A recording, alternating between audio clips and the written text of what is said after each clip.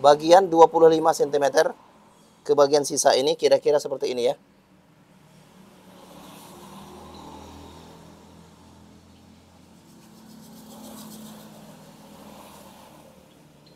Oke. Tepat lipatannya seperti itu ya.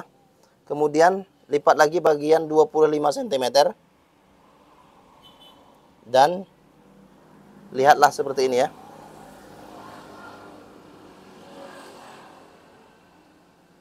Jarak ini adalah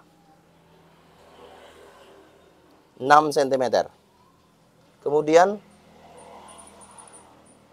tepat bagian 25 cm, lipat saja seperti ini, dan jaraknya adalah 6 cm. Kemudian bagian 25 cm lipat juga seperti ini,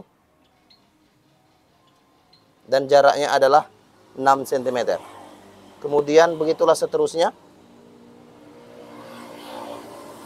Lihatlah, perhatikan tangan saya untuk Anda. Lipatan yang sudah tersedia kira-kira seperti ini ya. Oke, pas untuk lipatannya. Kemudian bagian ini bawa ke bagian belakang supaya nampak lebih bagus dan rapi.